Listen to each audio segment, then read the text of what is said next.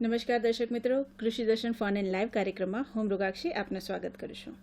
મિત્રો, હાલમાં સજીવ ખેતી જાણે કે સમયની માંગ છે.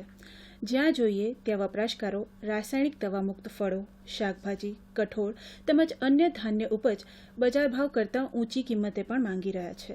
અને કેમ ના હોય, આજ દિન સુધી આપણે આપણી ખેતી કૃષિ વૈજ્ઞાનિકશ્રીઓના ભલામણોને અવગણી આડેધડ રાસાયણિક ખાતરો તેમજ જંતુનાશકોનો વપરાશ કર્યો છે, જેના પરિણામ રૂપે અનેક રોગોનો સામનો કરી રહ્યા છે.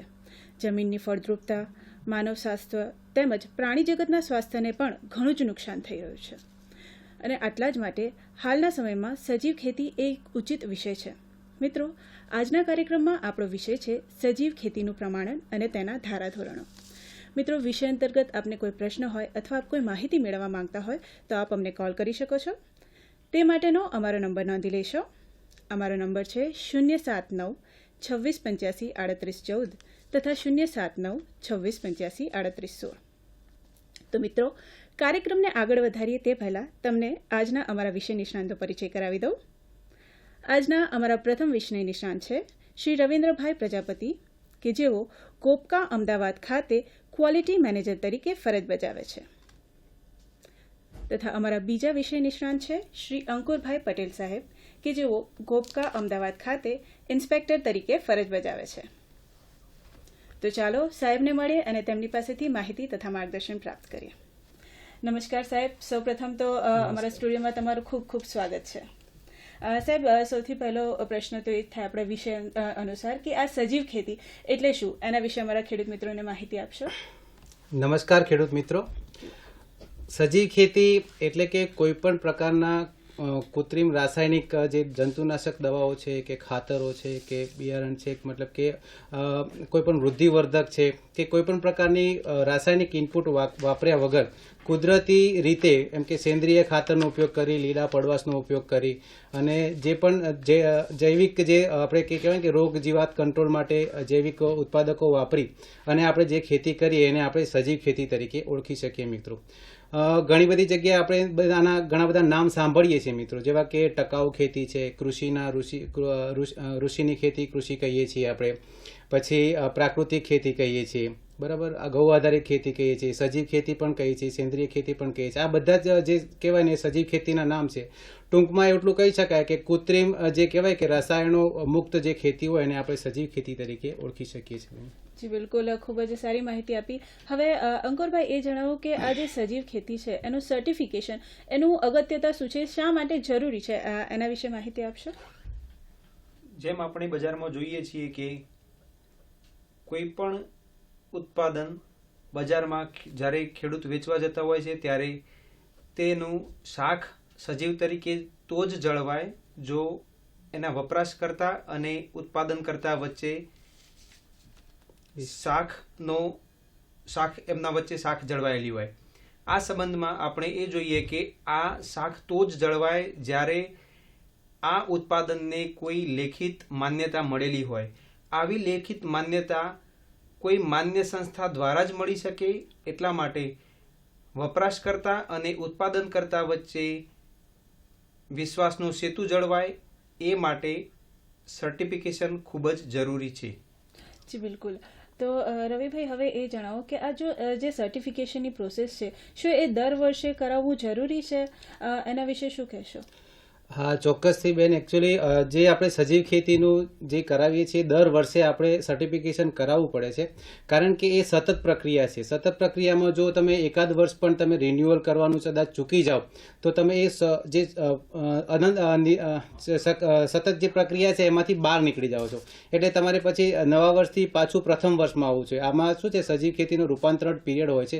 એ પીરિયડમાં પણ જો તમે આમાંથી એકાદ વર્ષ પણ બહાર નીકળી જાઓ તો ફરીથી પાછું પહેલેથી ચાલુ કરવું પડે છે. એટલા માટે આમાં જો શું કહેવાય કે દર વર્ષે રિન્યુ કરાવવું જરૂરી છે. મિત્રો, જી બિલકુલ. આપણે એક કોલર મિત્ર આપણી સાથે જોડાયા છે, અમૃતભાઈ જામજોધપુરથી. નમસ્કાર અમૃતભાઈ.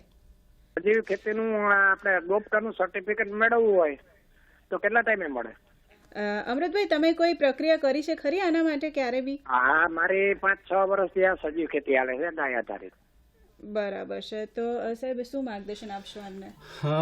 ચોક્કસ અમૃતભાઈ, અભિનંદન તમને કે છેલ્લા આટલા વર્ષથી તમે સજીવ ખેતી કરો છો. પણ હવે સજીવ ખેતી કરો જ છો તો તમે અત્યારે થોડાક લેટ જાગ્યા છો. અત્યારે આપણું પ્રમાણન લગભગ 2014થી આપણી ગોપકા છે સક્રિય છે સજીવ ખેતીનું પ્રમાણન કરવા માટે. અને આપણા સજીવ ખેતીમાં મૂલ્યવૃદ્ધિ કરવા માટે તમે એમ કે સજીવ ખેતીનું સર્ટિફિકેટ લો તો તમે એનો વધારે પડતો શું કહેવાય કે ભાવ મેળવી શકો છો અને આર્થિક રીતે પણ તમને ઉત્પાદન સારું મળે છે. હવે તમારે સજીવ ખેતીનું સર્ટિફિકેટ જોઈતું હોય તો તમારે સૌથી પહેલાં તો અમારી એક વેબસાઇટ છે www.gopca.in gopka.in બરાબર. આ વેબસાઇટ ઉપર તમે ડાઉનલોડ સેક્શનમાં જઈ અને ત્યાં અમારા બધા પ્રકારના અરજીઓના ફોર્મ્સ છે કે જે પણ ફોર્મેટ છે એ બધું તમને અવેલેબલ છે. આ ફોર્મ ભરી અને તમે એના જોડે અમુક જે કહેવાય ને કે બધા સાધનિક કાગળો જોડવાના હોય છે. આપણે એમ કે તમારું આધાર કાર્ડ છે, પાન કાર્ડ છે કે જમીનના કે જે કંઈ સાધનિક કાગળો છે એ બધું તમને ત્યાં જ મળી રહેશે કે શું શું કાગળો તમારે જોડવાના છે.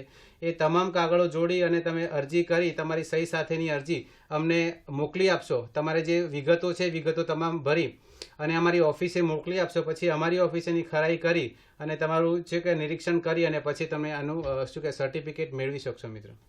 જી અંકુરભાઈ, હવે એ જણાવો કે આ જે સર્ટિફિકેશન છે, જેમ આપણા જે કોલર મિત્ર હતા એમને બી જાણવું હતું કે સર્ટિફિકેશન કેવી રીતે કરે, તો આ સર્ટિફિકેશન કોણ કરી શકે અને ગુજરાતમાં ખાસ કરીને આપણે ગુજરાત રાજ્યની વાત કરીએ તો ગુજરાત રાજ્યમાં આ સર્ટિફિકેશન કોણ કરે છે?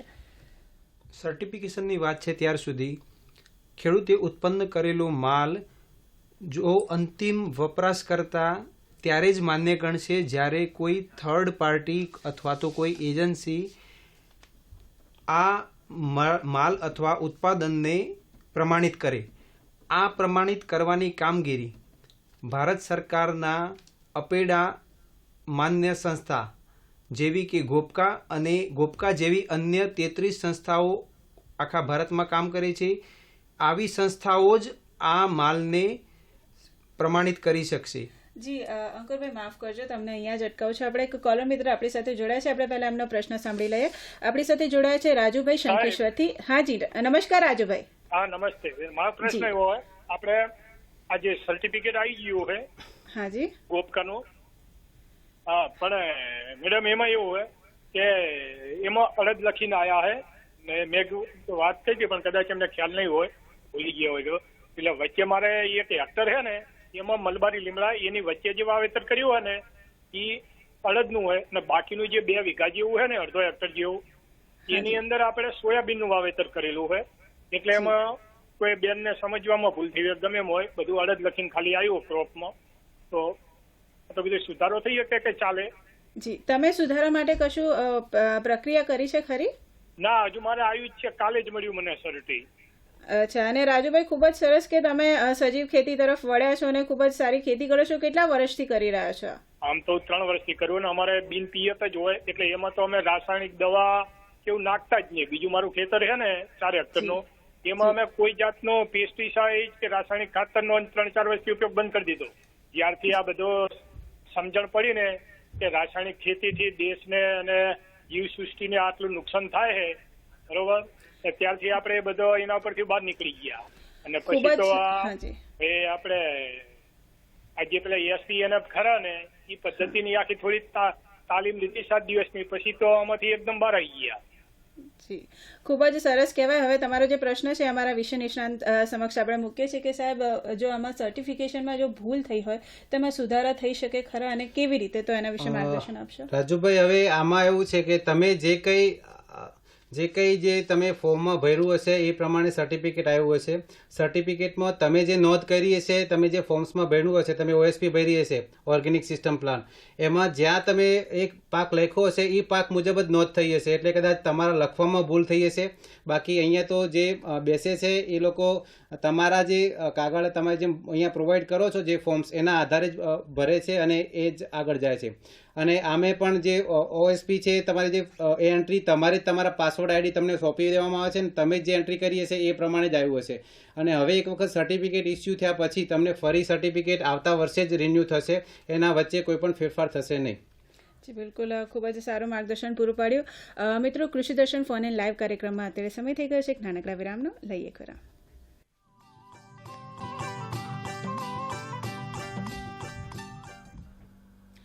વિરામ બાદ ફરી એકવાર સ્વાગત છે આપ સૌનું કૃષિ દર્શન ફોન ઇન લાઈવ કાર્યક્રમમાં.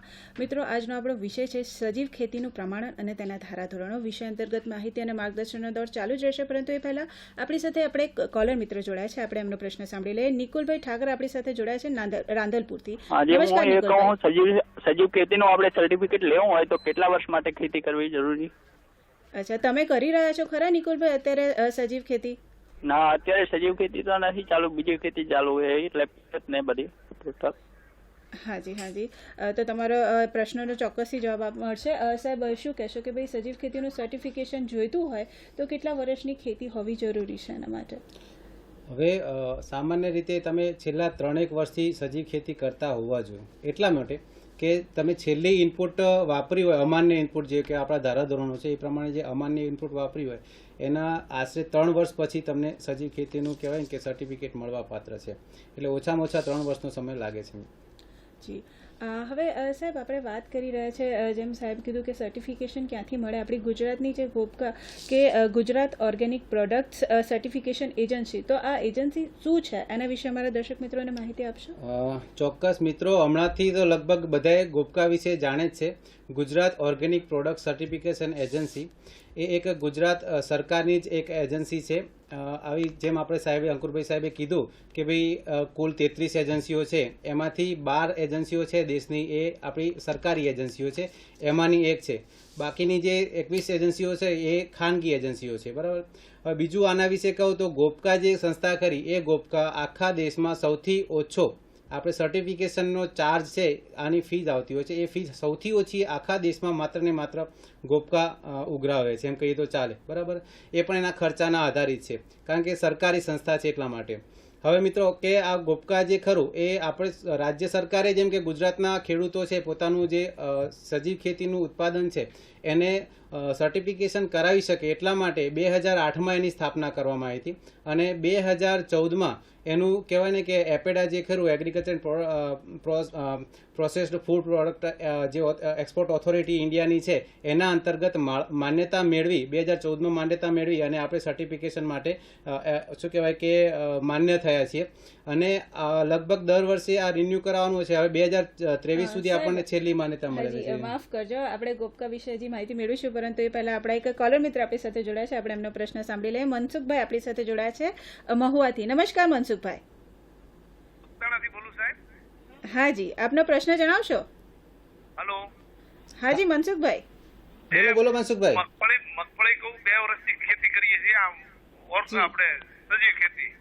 જી, સજીવ ખેતી કરીએ 2 વર્ષથી સજીવ ખેતી.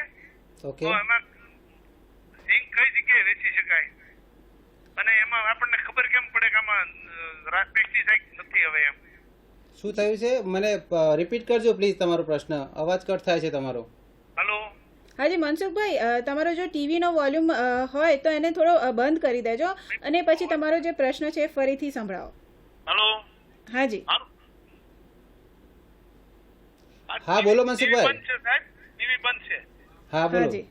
સિંગ આપણે સજીવ ખેતીમાં કરી છે 2 વર્ષથી. બરાબર. હા, તો એને આપણે વેચાણ કઈ રીતે કરી શકાય? સજીવ ખેતી ચોક્કસ મનસુખભાઈ. હવે આમાં તમારું જે તમારા જે કઈ તમે તમારી જોડે સર્ટિફિકેટ છે? અમે દર મહિને 10 તારીખે દર મીટિંગ કરીએ છીએ સજીવ ખેતી માટેની. એમ નહીં, તમારી પાસે ઓર્ગેનિક નું સર્ટિફિકેટ છે? નહીં. હા, તો તમારે છે ને અંતરિયાળ તમારી રીતે એનું પ્રમોશન કરવાનું રહે. અર્થાત જો તમારી પાસે સર્ટિફિકેશનનું જો સર્ટિફિકેટ હોય તમારી પાસે ઓર્ગેનિક સર્ટિફિકેશનનું, તો અમે જેટલા ખેડૂતો છે એ બધા ખેડૂતોના જે કહેવાય ને કે ડેટા અમે બધા અમારા વેબસાઇટ ઉપર શું કહેવાય કે પ્રદર્શિત કરેલા છે અને એ અમારા ડેટા આપણે નેશનલ લેવલે કહેવાય ને કે એપેડાને પોતાની વેબસાઇટ ઉપર પણ એની લિંક આપેલી છે. એટલે જે કોઈ શું કહેવાય કે વપરાશકર્તાઓને કે જે કોઈ જરૂરિયાતમંદોને જોઈએ છે આ વેબસાઇટ રિફર કરી અને જે તે ખેડૂતનો કોન્ટેક્ટ કરીને સીધું મંગાવે છે અથવા તો કોકના થ્રુ મંગાવે છે. એટલે આવી વ્યવસ્થા છે.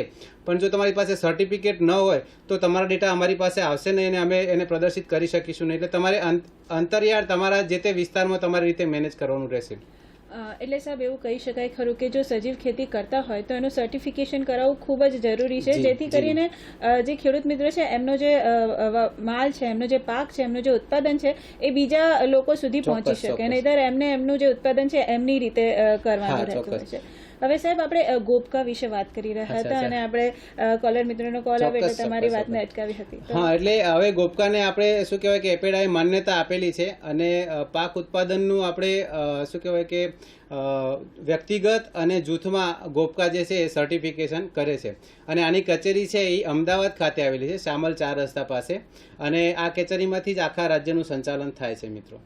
જી હવે અંકુરભાઈ એ જણાવશો કે આ જે સજીવ ખેતીનું સર્ટિફિકેશન કરાવવું હોય તો એ વખતે કઈ કઈ બાબતો છે એ ખેડૂત મિત્રોએ ધ્યાનમાં રાખવી જોઈએ? જેમ કે ઘણી બધી બાબતો કેટલાક ખેડૂત મિત્રોનો સામનો કરવો પડ્યો હોય છે, જેમ કે હમણાં એક કોલર મિત્રોનો ફોન આવ્યો કે એમની અધૂરી બાબત આવી, તો એ વખતે એવી કઈ ભૂલ છે જે સામાન્ય રીતે ખેડૂત મિત્રો કરતા હોય છે?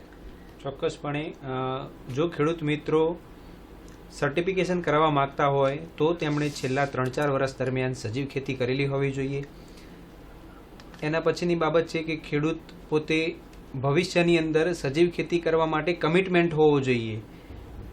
ખેડૂતની અંદર સજીવ ખેતી કરવા પ્રત્યે ઉત્સુકતા હોવી જોઈએ અને જ્યારે ખેડૂતે ઉત્પન્ન કરેલો માલ, જો ખેડૂત સજીવ ખેતી અને પરંપરાગત ખેતી કરતા હોય, એમ બંને ખેતી કરતા હોય, તો એ ઉત્પન્ન કરેલો માલ તેને અલગ અલગ રાખવાની વ્યવસ્થા કરવી જોઈશે. અને આ આપણે આમને એક યુનિટ તરીકે જાણીશું કે આપણું એક ફાર્મ યુનિટ છે, તો ફાર્મ યુનિટની સમયે ગોપકા દ્વારા ચકાસણી કરવામાં આવશે.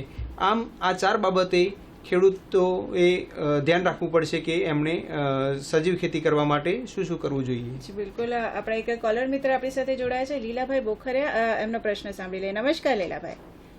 હું 1 વર્ષ ત્યાં ઓર્ગેનિક ગાય આધારિત ખેતી કરું છું, બરાબર? જી જી. હલો. હા, બોલો બોલો લીલાભાઈ. હા, તો સાહેબ આ રાસાયણિક દવાઓ દુકાનમાં, ઓર્ગેનિક દવાઓ દુકાનમાં બોટલો મળે છે, હા, ઈ સાચી હોય કે ડુપ્લિકેટ હોય છે? ઈ છંટકાવ કરી શકાય ખરો ઓર્ગેનિક? ખૂબ જ સરસ પ્રશ્ન છે તમારો લીલાભાઈ, સરાહનીય પ્રશ્ન છે. હવે આવું ઘણી જગ્યાએ આપણે જોઈએ છે મિત્રો કે આ બધા ઓર્ગેનિક કહીને આપણને વેચીને જે કંઈ આપી દેતા હોય છે, પરંતુ આના માટે પણ ઓર્ગેનિકના ધારાધોરણોમાં પ્રાવધાન છે કે આવી જે પ્રોડક્ટો છે એ પ્રોડક્ટ પર આવી અમારી જેમ તમને વાત કરી ને કે 33 એજન્સીઓ કામ કરે છે આખા દેશમાં, આમાંથી કોઈ પણ એક એજન્સીએ એને એપ્રૂવ કરેલી હોય, એનું પ્રોડક્શન જ્યારે ત્યારે આવી પ્રોડક્ટો છે એનું પણ ઇન્સ્પેક્શન થતું હોય, એનું પ્રોડક્શન શું કહેવાય કે આવી સંસ્થાઓ જોડે તમે જેમ આ સર્ટિફિકેટ લો એમ આવી સંસ્થાઓ પણ એનો સર્ટિફિકેટ લેતા હોય છે, અને આવી સર્ટિફિકેટવાળી સંસ્થાનું ઉત્પાદક તમે વાપરશો તો તમે શું કહેવાય કે એવું વાપરી શકાશે, એનું પ્રાવધાન છે આપણામાં. એટલે આવી પ્રોડક્ટમાં જો ગોપકાનો કે કોઈ બીજી એજન્સીનો લોગો લાગેલો હોય તો અને એમાં લખ્યું હોય કે ભાઈ આની પાસે સ્ટેટમેન્ટ ઓફ કોમ્પ્લાયન્સીસ છે આ જે તે સંસ્થાનું, તો એ વાપરી શકાય છે, અર્થાત નથી વાપરી શકતા આપણે. જી બિલકુલ. સાહેબ હવે આપણે જો સજીવ ખેતીની વાત કરી રહ્યા છે તો કયા કયા પેદાશો છે જેનું સજીવ ખેતી કરી શકાય છે, તો એના વિશે માર્ગદર્શન આપશો? ચોક્કસ બેન. સજીવ ખેતી આપણે ઘણી બધી શું કહેવાય કે આપણી પાસે અમુક એના ક્રાઇટેરિયા છે કે આટલી વસ્તુમાં સજીવ ખેતીનું પ્રમાણ થાય છે. જોવા જઈએ તો એક પાક ઉત્પાદન છે, પાક ઉત્પાદનમાં આપણે કરી શકીએ છીએ, અને જંગલી લણણી કે જેને વાઇલ્ડ હાર્વેસ્ટ તરીકે ઓળખાય છે, આનું પણ સર્ટિફિકેશન મેળવી શકીએ છીએ. પશુપાલનની વાત કરીએ તો પશુપાલનમાં તેના ઉત્પાદનોનો અને રેશમના કીડાનો જે ઉછેર છે એનાથી જે ઉત્પાદન થાય છે એનું પણ આપણે સર્ટિફિકેશન કરાવી શકીએ છીએ. મધમાખી ઉછેર હોય તો મધમાખી ઉછેર પરનું પણ સર્ટિફિકેશન કરાવી શકીએ છીએ. મત્સ્ય ઉછેર હોય તો મત્સ્ય ઉછેરનું પણ સર્ટિફિકેશન કરાવી શકીએ છીએ. પછી ઓર્ગેનિક મશરૂમ હોય તો ઓર્ગેનિક મશરૂમનું પણ આપણે સર્ટિફિકેશન કરાવી શકીએ છીએ. અને સીવીડ છે કે કોઈ જળચર છોડ છે કે ગ્રીન હાઉસમાં ઉત્પાદન લેતા હોય તો એનું પણ આપણે સર્ટિફિકેશન કરાવી શકીએ છીએ. વત્તા કોઈ પ્રોસેસિંગ કરતા હોય કે સ્ટોરેજ કે હેન્ડલિંગ કરતા હોય, પ્રોસેસિંગ અને હેન્ડલિંગ, એનું પણ આપણે આટલું કરાવી શકીએ છીએ. આટલા ક્ષેત્રોમાં આપણે સર્ટિફિકેટ મેળવી શકીએ છીએ. જી. હવે અંકુરભાઈ, જેમ સાહેબે કીધું કે ઘણી બધી પેદાશો છે જેનું સર્ટિફિકેશન થઈ શકે, હવે ખેડૂત મિત્રોને આની યાદી જોઈતી હોય તો ક્યાંથી મળી શકે? એનું જે લિસ્ટ છે. આપણે જે પણ વસ્તુઓનું ઉત્પાદન કરીએ છીએ એમાંથી ઘણી બધી વસ્તુઓ ખેત ઉત્પાદનમાં હશે. ખેત ઉત્પાદન કર્યા પછી એનું પ્રોસેસિંગ કરીએ છીએ, અથવા તો એનું પેકિંગ કરીએ છીએ, અથવા તો તેનું ટ્રાન્સપોર્ટેશન એક જગ્યાએથી બીજી જગ્યાએ કરીએ છીએ. આ કેસની અંદર આપણે પ્રોસેસિંગનું સર્ટિફિકેટ લેવું પડશે. જ્યારે ખેત ઉત્પાદન માટે ગોપકા પાસે એની માન્યતા છે કે ગોપકા સંસ્થા કોઈપણ ખેડૂત અથવા તો કોઈપણ ગ્રુપને સર્ટિફિકેટ્સ આપી શકે છે કે જે ખેત ઉત્પાદનને લાયક હોય. અપેડા સંસ્થા દ્વારા તેમની માન્ય સંસ્થાઓ, જે ભારતની અંદર 33 સંસ્થાઓ છે, તેમને અલગ અલગ ક્ષેત્રોની અંદર સ્કોપ સર્ટિફિકેટ આપવામાં આવેલ છે. તો આ પ્રકારે ખેડૂત દ્વારા ઉત્પન્ન થયેલ કોઈ પણ માલ કે જે અંતિમ વપરાશકર્તા સુધી પહોંચી શકે છે, આવા માલનું સર્ટિફિકેશન અલગ અલગ સંસ્થાઓ દ્વારા કરવામાં આવે છે. આ સ્કોપની માહિતી આપણે અપેડાની વેબસાઇટ ઉપરથી સરળતાથી મેળવી શકીએ છીએ. જી બિલકુલ. અનેક આપણી સાથે કોલર મિત્ર જોડાયા છે. વિશ્રામભાઈ જાદવ ધંધુકાથી. નમસ્કાર વિશ્રામભાઈ. હા, પણ અમે ગાયનું ફોર્મ ભર્યું છે. હા જી. ગાય માટે ઓલા 900 રૂપિયા મળે છે ને? જી તમારો પ્રશ્ન જણાવો. પ્રશ્ન એ છે કે અમે ગાય માટે ફોર્મ ભર્યું છે, અમારે 2 ગાયું છે.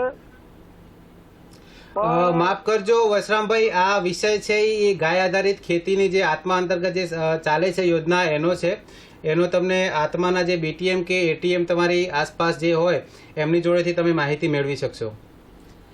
જી સાહેબ, હવે આપણે જો સર્ટિફિકેશનની વાત કરીએ તો કેટલા પ્રકારે ઓર્ગેનિક સર્ટિફિકેશન કરાવી શકાય છે, એના વિશે અમારા ખેડૂત મિત્રોને માહિતગાર કરશો.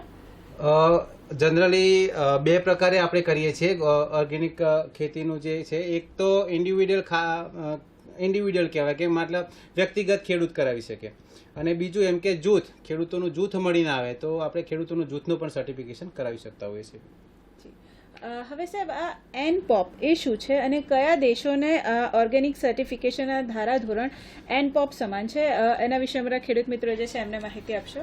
હા, NPOP જે ખરું એ NPOP આપણા જે કહેવાય ને કે રાષ્ટ્રીય સજીવ ખેતી ઉત્પાદન કાર્યક્રમ, એવું નેશનલ શું કહેવાય કે પ્રોગ્રામ ફોર ઓર્ગેનિક પ્રોડક્શન, આવું એનું ફૂલ ફોર્મ છે.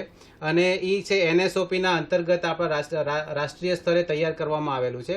અને આ એક ચોક્કસ પ્રકારની પ્રક્રિયા છે, અને એના અંતર્ગત અમુક ધારાધોરણો છે. ધારાધોરણોને તમે સંતોષી શકો તો આનું સર્ટિફિકેટ મળે છે, જેને આપણે ગોપકા પાસે છે NPOP કહે છે એને, બરાબર. તો અને બીજું કે આ જે NPOP આપણું જે નેશનલ પ્રોગ્રામ ફોર ઓર્ગેનિક પ્રોડક્શનનું જે સર્ટિફિકેટ છે એ અન્ય દેશોની વાત કરીએ તો EU એટલે યુરોપિયન યુનિયનના લગભગ 27 જેટલા દેશો છે. આ દેશોને સમાન છે. આપણું જે છે NPOPનું જે સર્ટિફિકેટ છે યુરોપિયન કન્ટ્રી છે એ માન્ય રાખે છે, અને વત્તા સ્વિટ્ઝરલેન્ડ પર આપણું જે છે સર્ટિફિકેટ એ માન્ય રાખે છે.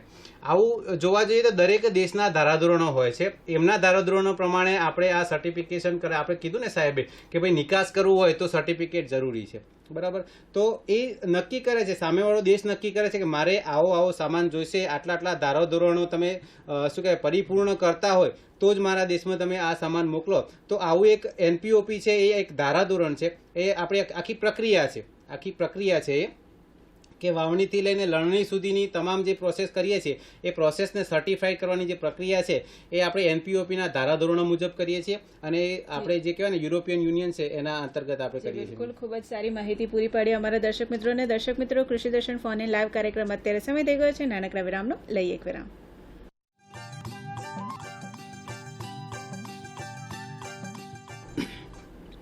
વિરામ બાદ ફરી એકવાર સ્વાગત છે આપ સૌનું કૃષિ દર્શન ફોન ઇન લાઈવ કાર્યક્રમમાં. અને મિત્રો, આજનો આપણો વિષય છે સજીવ ખેતીનું પ્રમાણન અને તેના ધારાધોરણો.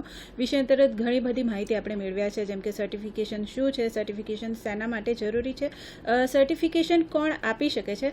હવે જેમ સાહેબે વાત કરી કે સર્ટિફિકેશન 2 રીતે થઈ શકે, એક વ્યક્તિગત અને એક છે જૂથથી. તો અંકુરભાઈ, એ જણાવશો કે આ જે વ્યક્તિગત સર્ટિફિકેશન છે એ કેવી રીતે મળી શકે અને એ કોણ મેળવી શકે, કેવા ઉત્પાદકો આ સર્ટિફિકેશન મેળવી શકે, એના વિશે માહિતી આપો. વ્યક્તિગત સર્ટિફિકેશનનો મતલબ એ થાય છે કે જ્યારે કોઈ ખેડૂત સ્વતંત્ર રીતે આ સર્ટિફિકેટ મેળવવા માંગતા હોય ત્યારે કોઈ ખેડૂતે પોતે સર્ટિફિકેશન માટે અરજી કરે અને તે ખેડૂતનું ઇન્સ્પેક્શન થયા બાદ તેમને સર્ટિફિકેટ ઇસ્યુ થાય.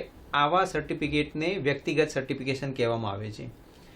જો ખેડૂત પોતે અભણ હોય તો તે અભણ ખેડૂતને સર્ટિફિકેટ મળે છે, પરંતુ ખેડૂત અને ગોપકા વચ્ચે સંવાદ કરવા માટે કોઈ એક મિડલમેન માણસ અથવા તો કોઈ ખેડૂતના પરિવારજન પણ આ પ્રક્રિયામાં જોડાઈ શકે છે.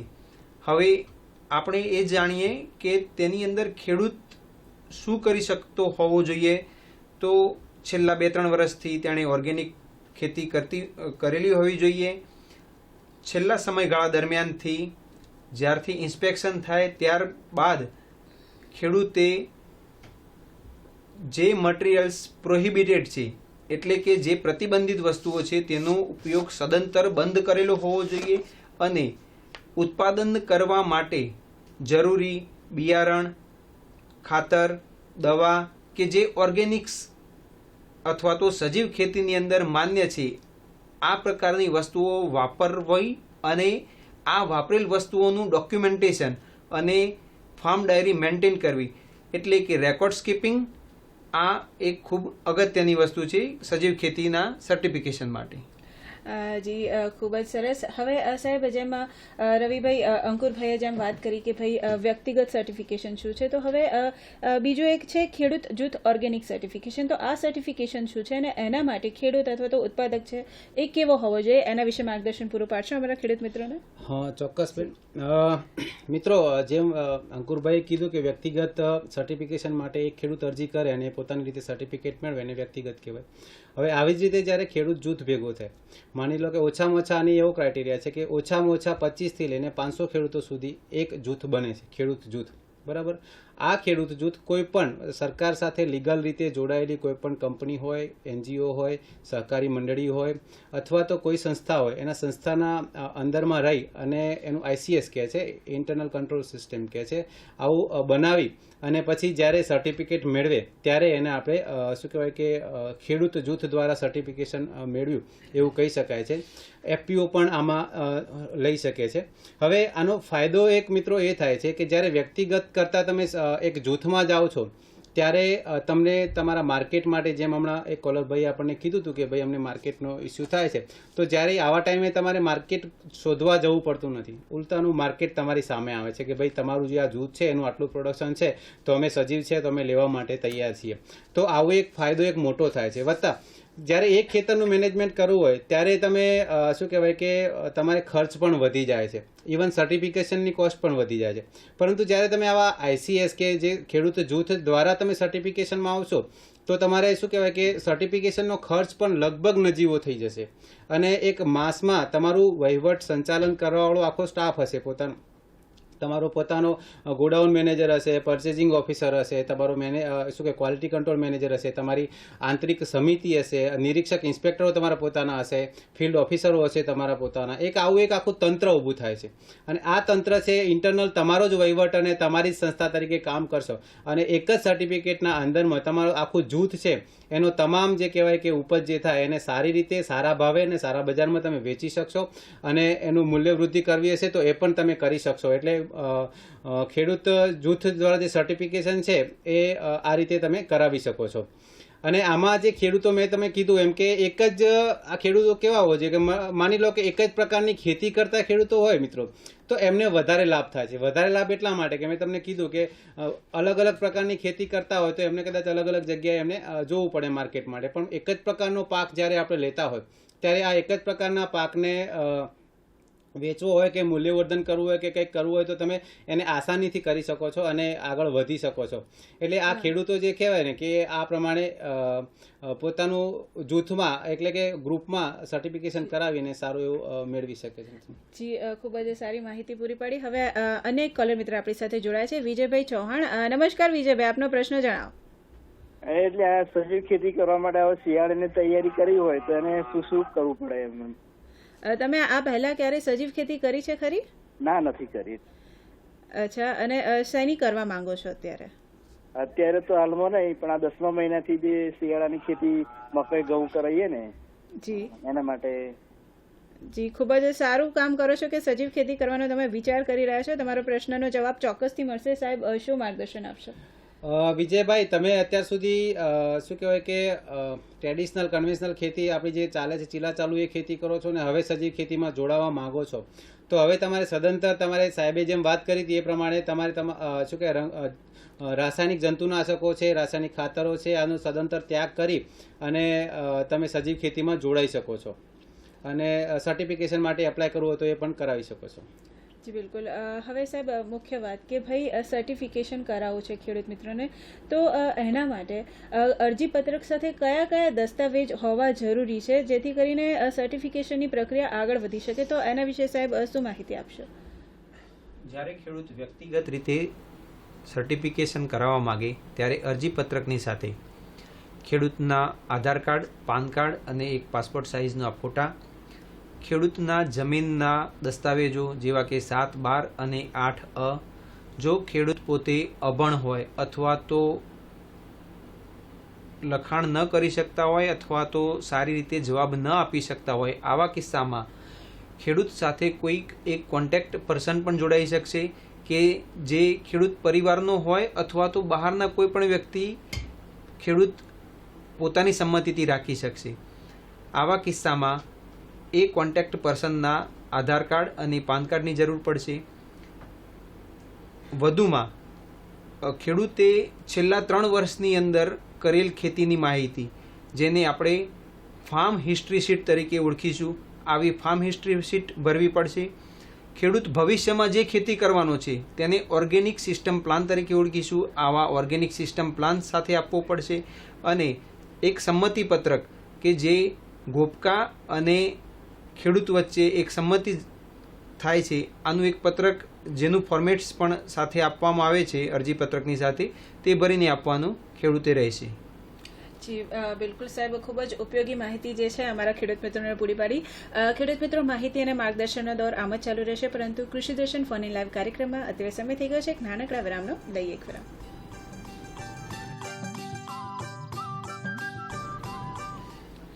વિરામ બાદ ફરી એકવાર સ્વાગત છે આપ સૌનું કૃષિ દર્શન ફોન ઇન લાઈવ કાર્યક્રમમાં. મિત્રો, આપણે આજે વાત કરી રહ્યા છીએ સજીવ ખેતીનું પ્રમાણન અને તેના ધારાધોરણો. મિત્રો, આ વિષય અંતર્ગત આપણે ઘણી બધી માહિતી મેળવી, જેમ કે સજીવ ખેતી શું છે, એનું સર્ટિફિકેશન શેના માટે જરૂરી છે, કયા પ્રકારના ખેડૂતો કરી શકે, કેવા પ્રકારના સર્ટિફિકેટ હોવા જોઈએ. આ ઉપરાંત આપણે એવી માહિતી મેળવી કે સજીવ ખેતીના સર્ટિફિકેશનની કામગીરી માટે કયા કયા દસ્તાવેજો જરૂરી છે. હવે સાહેબ, બીજી એક ખાસ વાત કે જ્યારે આ કામગીરી થઈ રહી હોય તો એ કયા કયા તબક્કામાં હોય છે અને એ કઈ કઈ હોય છે, એના વિશે માહિતી આપશો? ચોક્કસ બેન.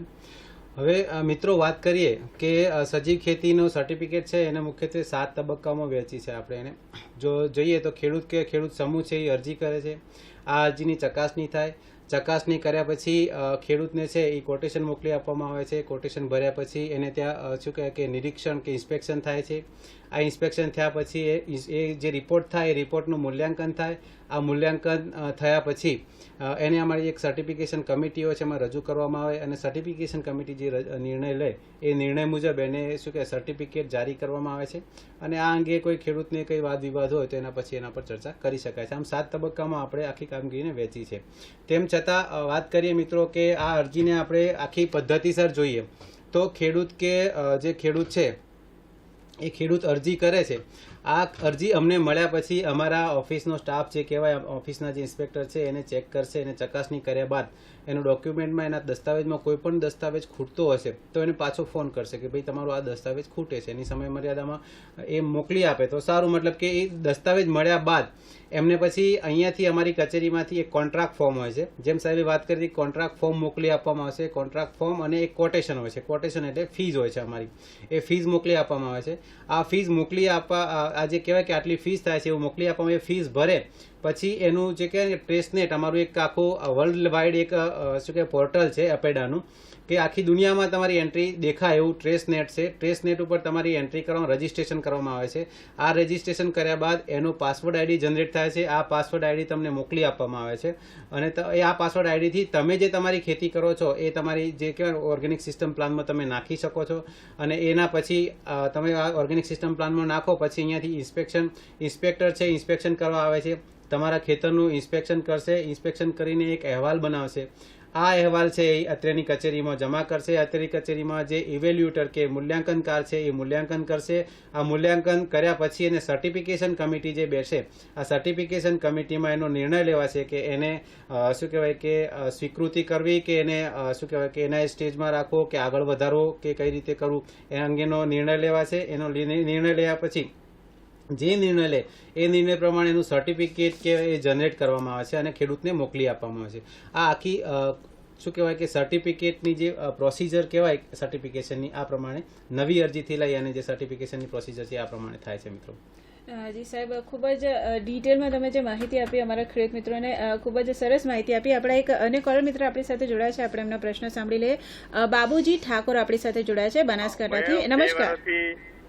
યુરિયા ખાતર કે ડીએપી વાપરતો નહીં, કોઈ પેલી કેમિકલ દવાઓ નહીં વાપરતો, જાતે બનાવી છે દવા. કપાસમાં છોડું છું અને મગફળી વાવી હતી. મગફળીથી પછી એમાં ઘઉં વાયા હતા, એટલે મારે ઘરે બેઠા ઘઉં વેચી ગયા હતા, પણ 451 ઘઉં હતા. હવે કપાસ વાવ્યો તો એમાં કોઈ દવા છોટી નહીં, કોઈ ખાતર નાખ્યું નથી.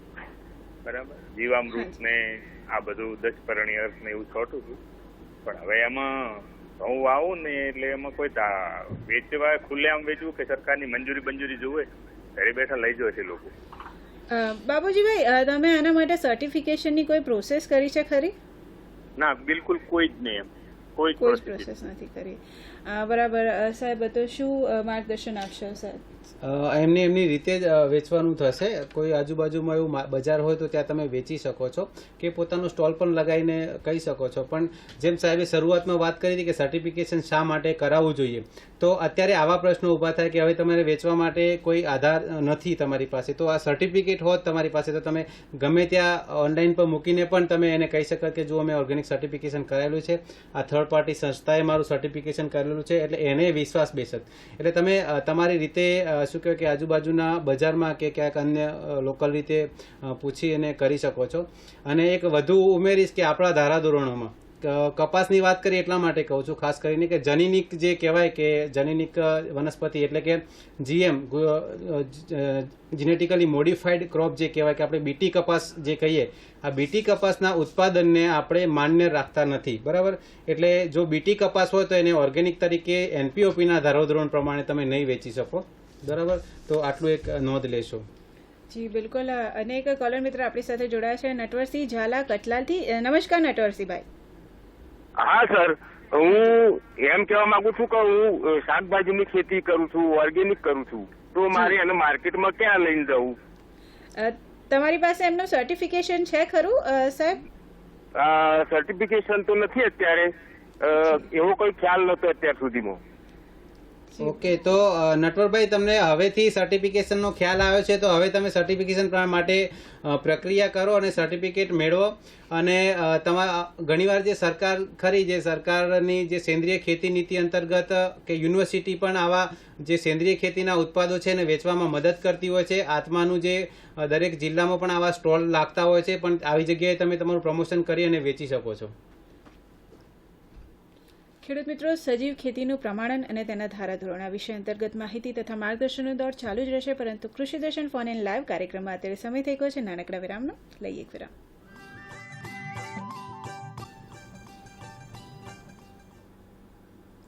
વિરામ બાદ ફરી એકવાર સ્વાગત છે આપ સૌનું કૃષિ દર્શન ફોન ઇન લાઈવ કાર્યક્રમમાં. અને મિત્રો, આજે આપણે વાત કરી રહ્યા છીએ સજીવ ખેતીનું ધારાધોરણ અને તેનું પ્રમાણન. મિત્રો, આ વિષય અંતર્ગત આપણે ઘણી બધી માહિતી મેળવી છે. અને બીજો એક ખાસ સવાલ સાહેબ તમને એ કરવાનો થાય, આપણે ઘણી બધી માહિતી મેળવી ચૂક્યા છે સર્ટિફિકેશન વિશે. મુખ્ય મુદ્દાની વાત આવે કે ફી, તો આ સર્ટિફિકેશન માટે ફી કેટલી ચૂકવવાની હોય છે, એના વિશે માહિતી આપો. વ્યક્તિગત સર્ટિફિકેશનના કિસ્સામાં રજિસ્ટ્રેશન ફી પ્રતિ એકરે 150 રૂપિયા અને ઓછામાં ઓછા 1500 રૂપિયા રજિસ્ટ્રેશન ફી હોય છે. સર્ટિફિકેશન ફી 1000 રૂપિયા હોય છે. ત્યારબાદ ઇન્સ્પેક્શન ફી પ્રતિ દિવસ 1000 રૂપિયા અને ટ્રાવેલ ખર્ચ ઓછામાં ઓછા 1000 રૂપિયા, એમ કુલ 5500 રૂપિયા આપણી સર્ટિફિકેશન ફી હોય છે.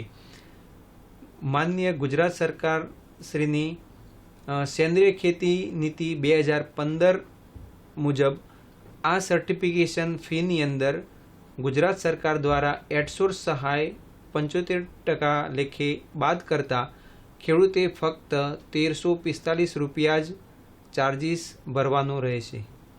જી બિલકુલ સાહેબ, એક કોલર મિત્ર આપણી સાથે જોડાય છે, જયેશભાઈ ચૌહાણ ગોગંબાથી. નમસ્કાર જયેશભાઈ. હું જયેશભાઈ ચૌહાણ બોલું છું ગોગંબાથી.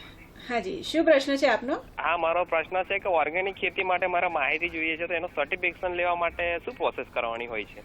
જી જયેશભાઈ, તમે અત્યારે શું કરો છો? હાલમાં ખેતી કરો છો, રેગ્યુલર પદ્ધતિથી કરો છો, સજીવ ખેતીથી કરો છો? ના, આપણે એનાથી યુરિયા ખાતરથી નાખીને કરીએ છીએ, ત્યાં એની ખેતી કરીએ છીએ. રીંગણ કરીએ છીએ, એના શાકભાજીની ખેતી કરીએ છીએ. એટલે હવે તમે સજીવ ખેતી તરફ વળવા માંગો છો, તો એના માટે શું એના માટે પ્રોસેસ મારે જોઈએ છે, માહિતી જોઈએ છે. જી, ખૂબ જ ચોક્કસથી તમને તમારા પ્રશ્નનો જવાબ મળશે. સાહેબ, શું માર્ગદર્શન આપશો? જયેશભાઈ, હવે તમે અત્યાર સુધી ટ્રેડિશનલ, તમને અગાઉ તમે કદાચ આ કાર્યક્રમ પહેલેથી જોતા હોય તો આપણે એકાદ કે બે વાર આપણે આ વસ્તુનું પુનરાવર્તન કર્યું છે. તેમ છતાં તમને કહી દઉં કે તમારે જે રાસાયણિક ખાતર કે રાસાયણિક જંતુનાશક દવાઓ કે રાસાયણિક રોગનાશક કે નિંદામણનાશક દવાઓ, વૃદ્ધિ પ્રેરકો કે જે કંઈ હોય એનો સદંતર ત્યાગ કરી અને હવે તમારે સજીવ ખેતી તરફ વળવું પડશે. જે સજીવ ખેતીમાં પણ તમે ઘણા બધા એવા શું કહેવાય ઘટકો છે, જે પેદાશો છે, જેનો ઉપયોગ કરીને તમે શું કહેવાય રાસાયણિક ખેતી જેવું જ ઉત્પાદન મેળવી શકો છો. તો હવે તમારે સદંતર ત્યાગ કરી અને આ શું કહેવાય કે સજીવ ખેતી તરફ વળવું હોય તો વળી શકો છો.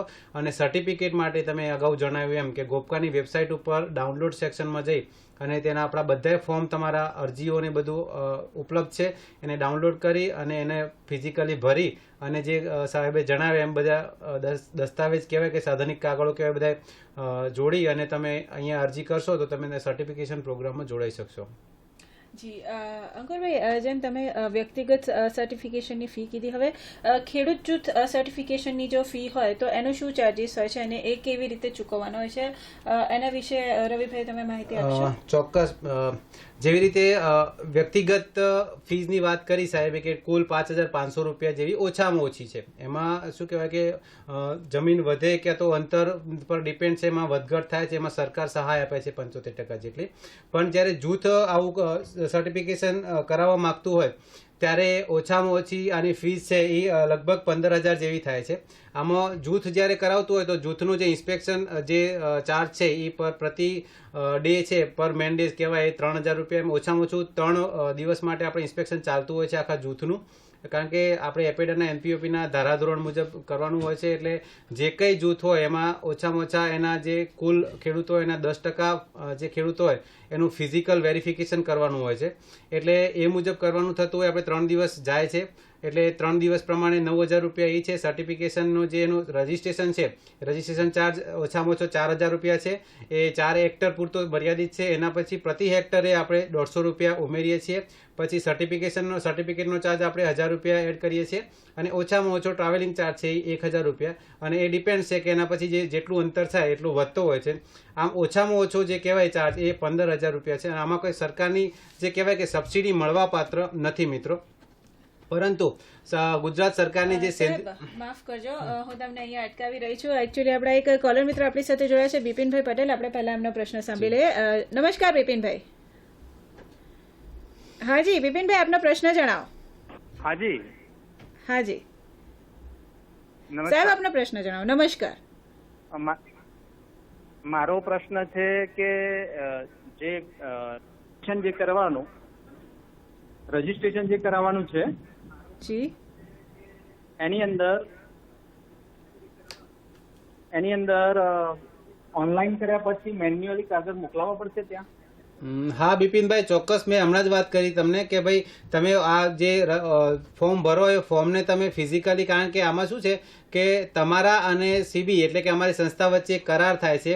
એ કરાર મુજબ તમે જ્યારે ત્યારે આવું ઇન્સ્પેક્શન કરવા કોઈ અધિકારી આવે ત્યારે એને પૂરતો સહકાર આપશો એવું લખેલું હોય છે. આ બાબતના કરાર આપવાના હોવાથી અને તમારી ફાર્મ હિસ્ટ્રી શીટ છે, ફાર્મ ડાયરી છે, ઓએસપી ઓર્ગેનિક સિસ્ટમ પ્લાન છે, ફાર્મનો નકશો છે, તમારા 7/12/8ના જે કહેવાય કે દસ્તાવેજ છે, પછી સંમતિપત્રક, જો સંયુક્ત ખાતેદાર હોય તો સંમતિપત્રક છે, પાન કાર્ડ, આધાર કાર્ડ છે, બરાબર. પછી કોન્ટેક્ટ પર્સન હોય તો એનું આધાર કાર્ડ અને એનો ફોટો છે, તમારો ફોટો છે, આ બધા જે કહેવાય ને કે સાધનિક કાગળો તમારે મોકલવાના રહેતા હોય, તમારે ફિઝિકલ અરજી મોકલવાની થતી હોય છે. જી સાહેબ, ઘણા બધા પ્રશ્નો છે જેનો જવાબ મેળવવાનો હજુ પણ બાકી છે, પરંતુ સમયની મર્યાદા છે, કાર્યક્રમની સમયની મર્યાદા છે.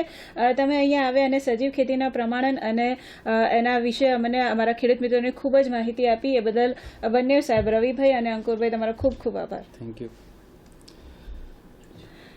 મિત્રો, આશા રાખીએ કે તમને અમારો આ કાર્યક્રમ પસંદ આવ્યો છે, પરંતુ આપ સૌની રજા લઈએ તે પહેલાં અમારો આગામી વિષય નોંધી લેશો. આગામી તારીખ એટલે કે તારીખ 10/9/2021 શુક્રવારે સાંજે 5 વાગે પ્રસારિત થનાર કાર્યક્રમનો વિષય છે ખેતી પાકોમાં રોગ અને જીવાત વ્યવસ્થાપન. વિષય એકવાર ફરીથી નોંધી લેશો. આગામી તારીખ 10/9/2021 શુક્રવારે સાંજે 5:30 વાગ્યે પ્રસારિત થનાર કાર્યક્રમનો વિષય છે ખેતી પાકોમાં રોગ અને જીવાત વ્યવસ્થાપન. મિત્રો, આશા રાખીએ તમને અમારો કાર્યક્રમ પસંદ આવ્યો છે. આપને મળેલ માહિતીનો ભરપૂર ઉપયોગ કરીને આપના વ્યવસાયમાં સફળ થાવ તેવી આશા સાથે ફરી મળે ત્યાં સુધી રજા આપશો. નમસ્કાર.